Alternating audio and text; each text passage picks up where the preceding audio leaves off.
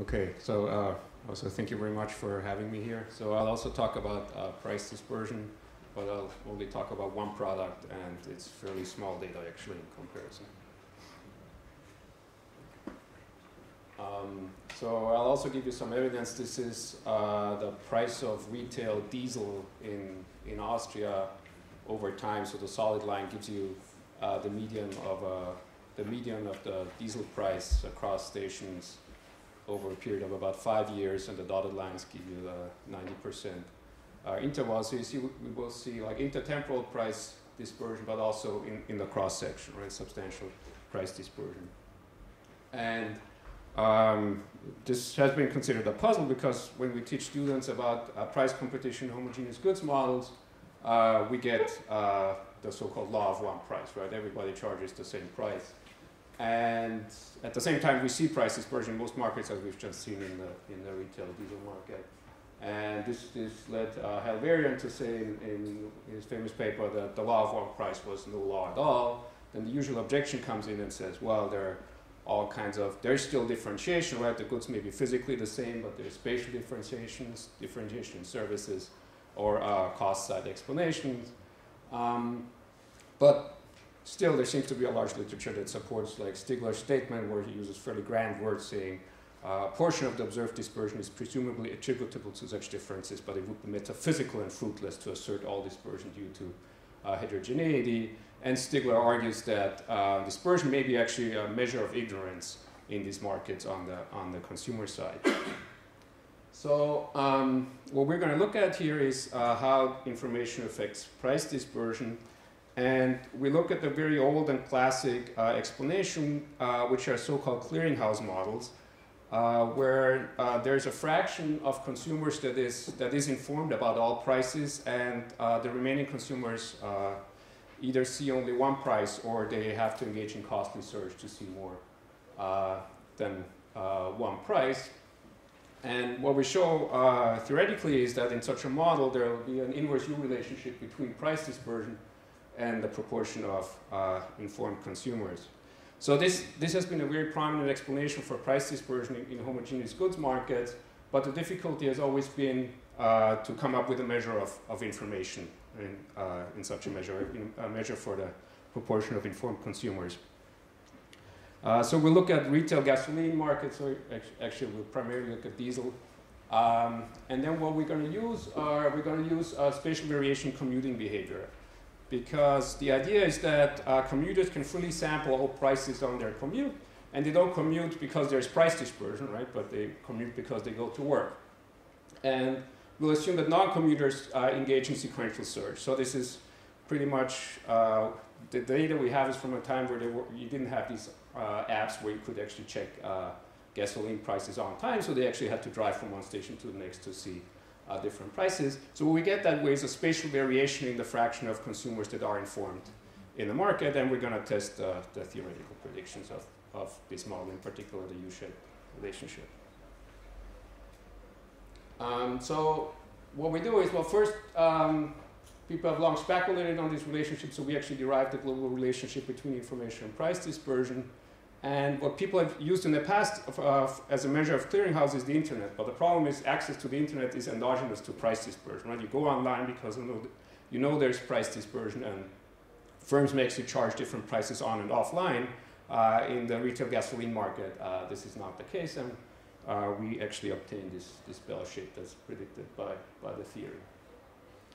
So we look at this, basically this very old and classic model, and there have been several extensions of this kind of model. What we really want to do here is like test this very basic mechanism that generates price dispersion in this model. So the idea is that there's a homogeneous good, and firms sell this homogeneous product at constant marginal cost, and then they simultaneously set price, and then consumers wake up in the second stage. There's a unit mass of them.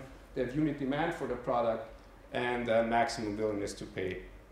And then we distinguish these consumers into informed and not informed consumers. The so-called shoppers are the informed consumers. They observe all prices in the market, and they buy at the lowest price as long as it's above, as long as the price is below their maximum willingness to pay.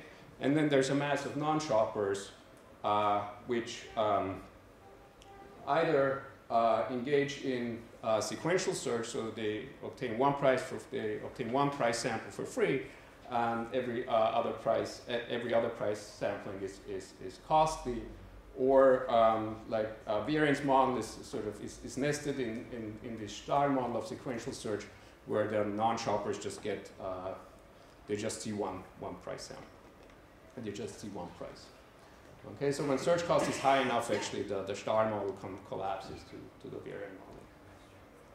So there is this tension. On the one hand, you want to charge a high price to the non-shoppers, but at the same time, by undercutting rivals, you can attract all the shoppers. Okay, so that results in there no symmetric pure strategy equilibrium existing, and actually can show that there is this undercutting results in a unique symmetric mixed strategy equilibrium in such a model, and this mixing then generates price dispersion. So what we show in the model is when you construct like a popular measure of price dispersion, which is the value of information, so that's basically the expected value of knowing the lowest price. Okay, so it's the difference between the expected price and the expected minimum price in the market. Then if there are no informed consumers, right, if nobody's informed, then it's enough to have an infinitesimally small search cost, so that it's an equilibrium that every firm just charges the monopoly price. Okay, so the valuation, and then consumers know every firm charges the monopoly price, so there's no point in searching. Okay, so that will give you zero price dispersion. On the other hand, if everybody's informed, then we're in the textbook model, then all firms charge at price equal marginal cost, so that's Bertrand competition. So we know at the two extremes there won't be any price dispersion. Question? Yeah, so the search cost, is it individual specific or product individual specific? No, in this case it's going to be just one search cost S, that's homogeneous. It's a very, very simple basic model. But in between, right, then there's this tension. People want to attract, firms want to attract these shoppers, so firms will actually mix. So our contribution is to show that there's actually this hump-shaped relationship between the fraction of informed consumers and the value of information, or price dispersion. And you could think about, starting at no informed consumers, and then what happens is as the fraction of consumers starts to increase, well, firms will want to start mixing because they want to attract these consumers. And the further the fraction increases, the lower the price they're actually going to charge, because this undercutting goes on. But eventually, as the fraction of informed consumers increases even more, what happens is actually more and more mass of the mixing distribution is going to actually approach the right towards marginal cost, so that eventually is going to reduce price dispersion in this market.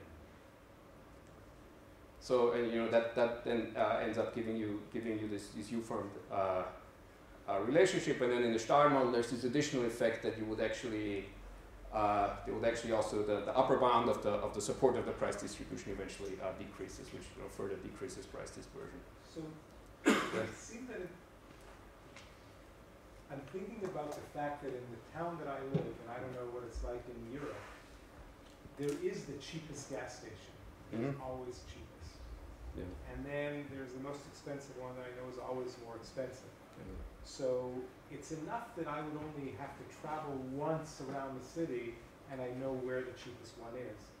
However, the point is, I could see how if there are more commuters, then the chance I have of passing by without the extra cost of travel is higher. So it wouldn't be so much about information, but about convenience, but it would give you the same hump shape, if you see the gist of what I have in mind. So it's not so much about information, but about the number of people who conveniently would pass by a more likely cheaper station, and that means that the stations that are trying to be more expensive, they'd have to compete to get me to buy there. Is that kind of make sense?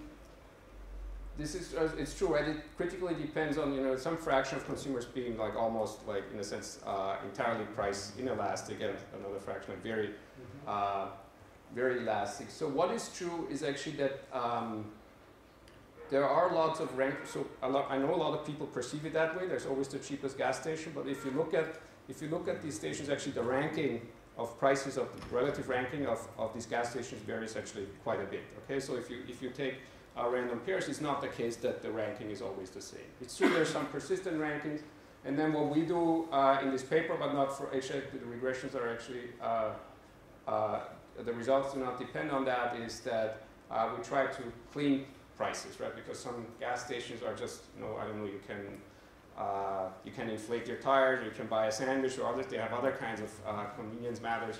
And you would say, you clean prices from like using store fixed effects and use the remainder and say, that's what you consider a relatively good price across these stations.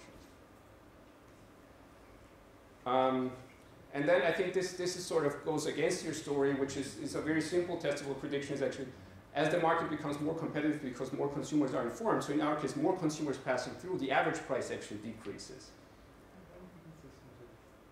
We'll talk about it later.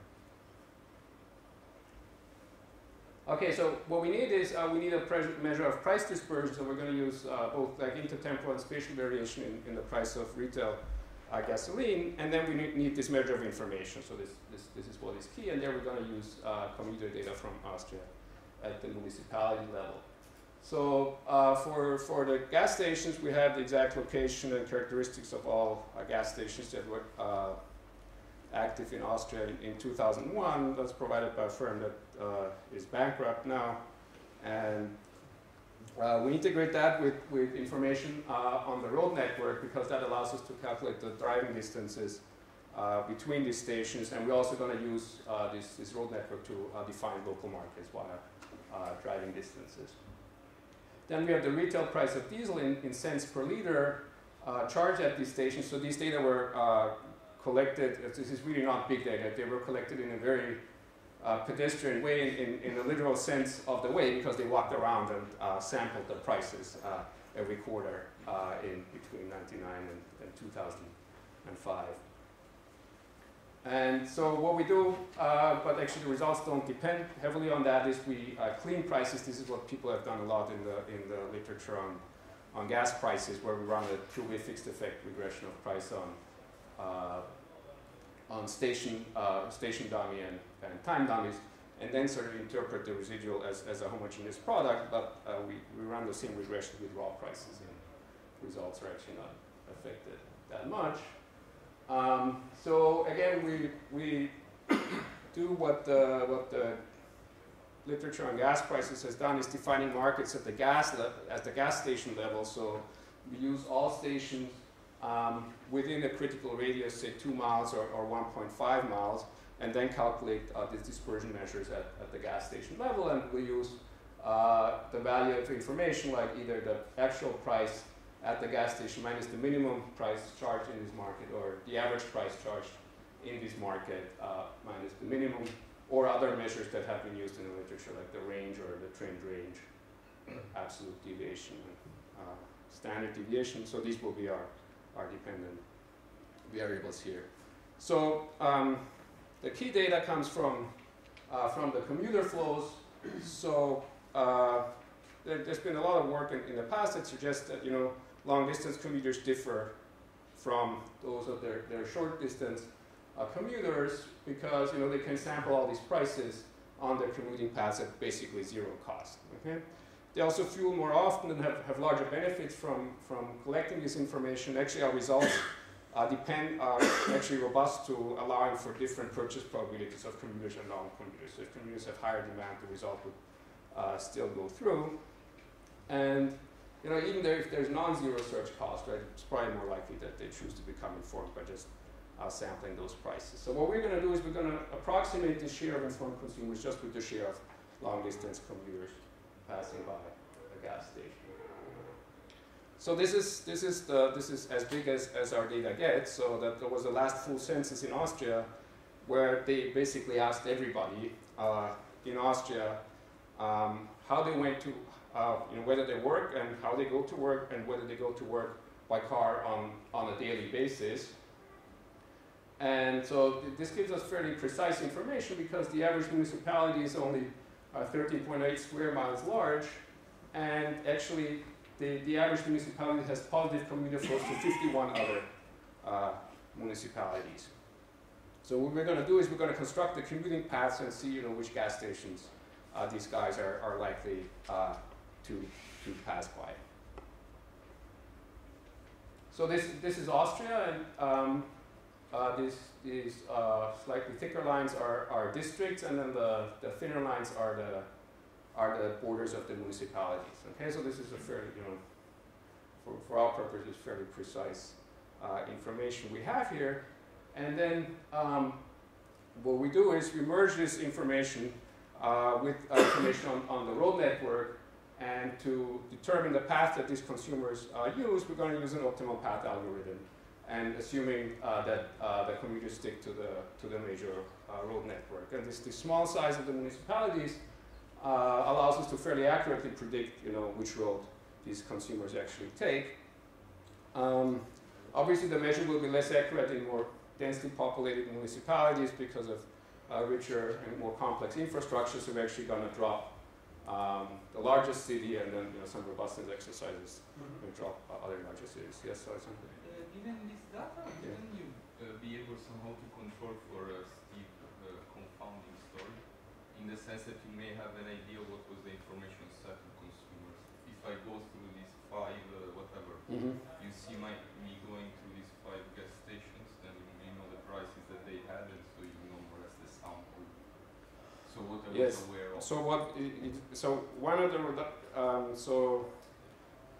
of the robustness exercises we do is actually by weighting the share of consumers, not just counting, but actually counting how many gas stations they pass by, because that means we don't have that in our model, right? But we could think about not all commuters being equally informed, but some being more informed than others. Yeah, that is something we do. We don't have any traffic information. We don't have traffic information. Yeah. So we also don't know the exact time when these prices were sampled.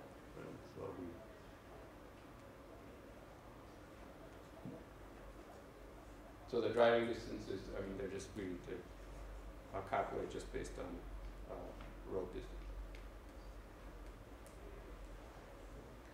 Okay, so we say if a gas station is on the shortest path of a commuter, then that commuter is a potential client for that gas station. Okay, and we differentiate between consumers commuting into a municipality, out, or through the municipality where the station is located. And then we have the number of commuters passing by the station as being the sum of those 3 consumers. We don't have the number of vehicle registrations in every municipality, so what we're using is just the number of employed people in the municipality. So that gives us a share, estimate of the share of consumers. Isn't that strictly too high, your number of employed people? Like, shouldn't you be doing like some fraction of that or something? I'm assuming in Austria a fair number of people would take public transit. Your use probably the actual. In these rural areas, most people, there are no other ways than commuting by car, I think. So that's fair. I thought, so we have access to vehicle registrations at the district level, and then normalizing by the number of, then dividing the share, but that actually doesn't change much. Okay. But obviously, in Vienna, that would make a difference. But even there, right, lots of people have company cars, although they don't go to work by car.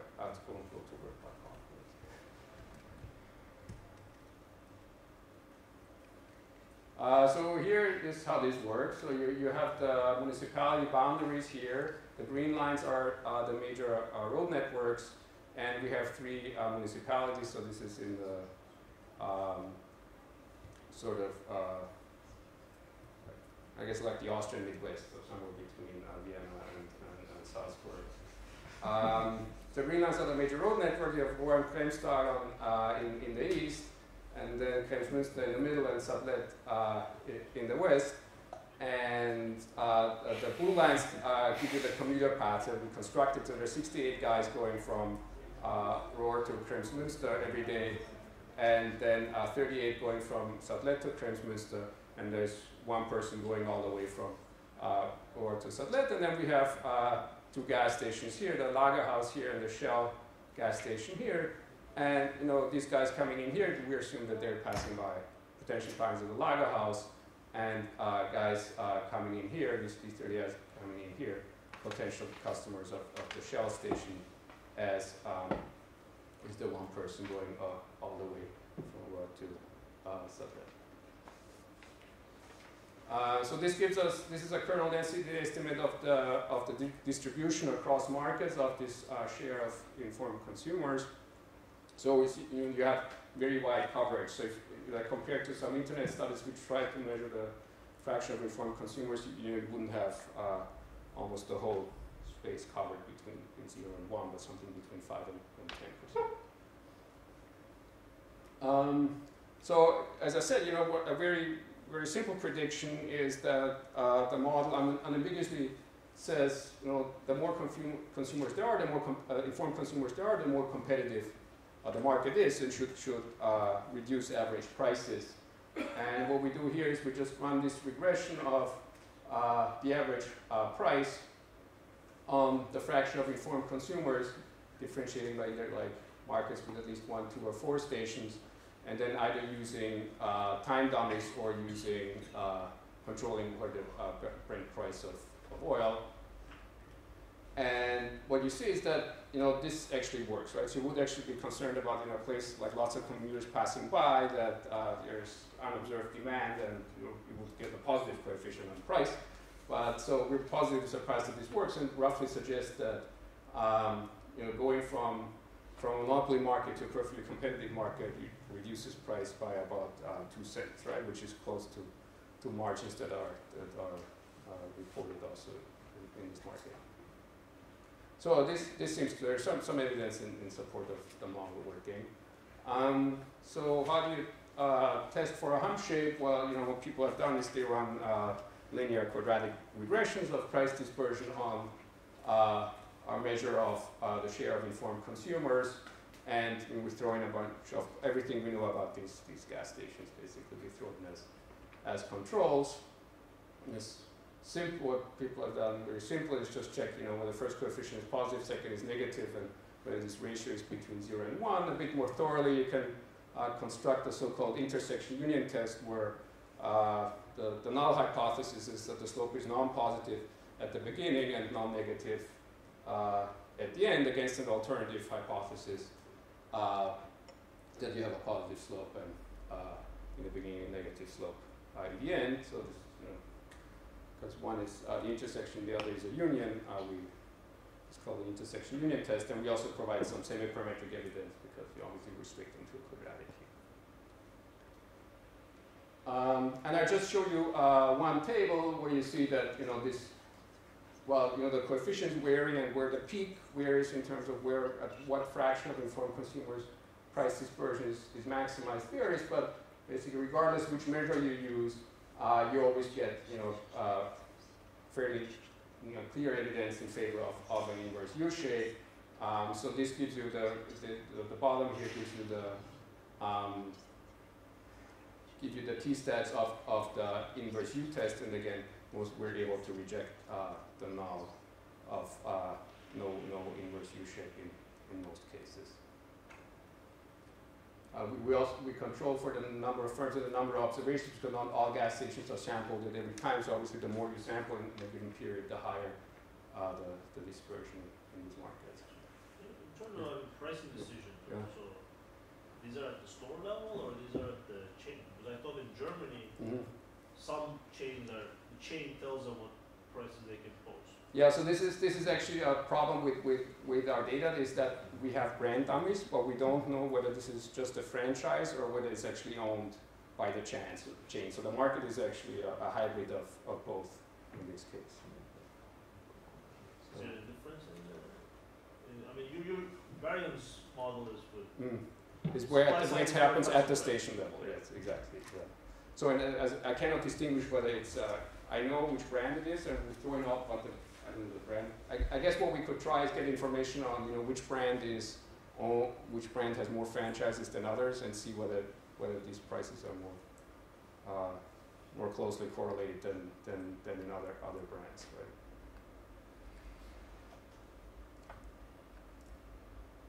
But also I mean, this is, right, this is almost like pre-internet times, so the prices were still changed physically, right? So now, like these days, we have a lot of gas stations which aren't even manned, right? So the prices are actually set remotely. So this is certainly not the case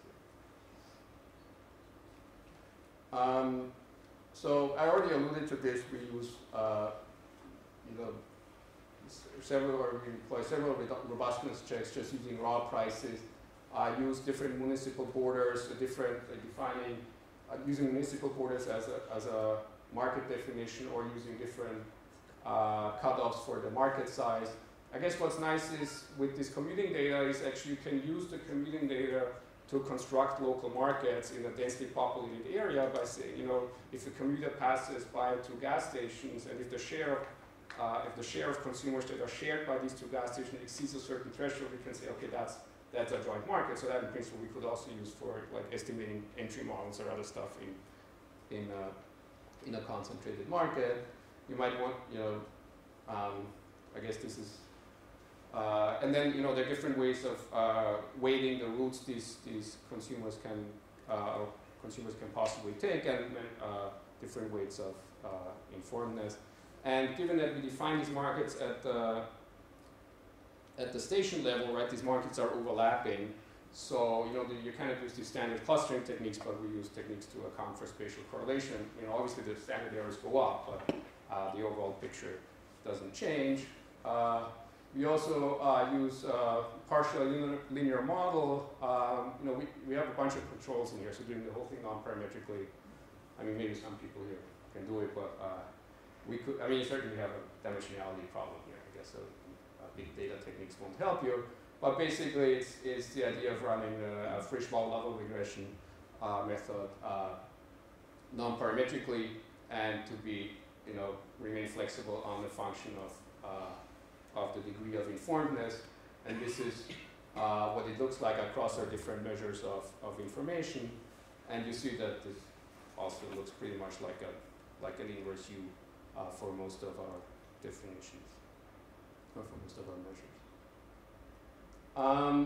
So, as I said, these clearinghouse models have been very prominent to explain price dispersion, and we think, you know, this sequential search model is like, it seems a suitable model for this market at the time, and there has been very little information so far on the mechanism of, you know, testing this basic mechanism in clearinghouse models, and we've derived and tested the implications. And it seems that this heterogeneity in consumer information does a reasonable job in explaining this price dispersion. And obviously things have changed, right? So now we can, and I know people who are scraping at this point, price information by the minute, because at least in Austria and Germany, the regulators require gas stations to report the price as soon as they change it, but so can the consumer, right? So now they have their apps, and again, this access of the clearinghouse becomes endogenous again. I think ideally we want to combine this with quantity data, so we don't have that information that Ali had, because I think another important point also for this mixing idea is that, you know, as soon as you charge the lowest price, there should be a discrete jump in demand, right? So I think people have not been very successful in testing for mixed strategy behavior at this point. I think this is something where if we could get, you know, combine this information with quantity data from at least one company, I think, or one gas station, that would be very useful. Yesterday we heard about, you know, these telematics. People have devices in their car. We actually know where these guys are going. We can learn when they refill. The regulator won't give us the information, but they have access statistics on when somebody accesses their website to search prices, and, you know, with the IP address, so we could know, and, you know, see whether there's different access results in different price distribution, and, you know, probably also purchase behavior. So I think there are lots of avenues towards more big data style analysis of these markets, but we haven't done that.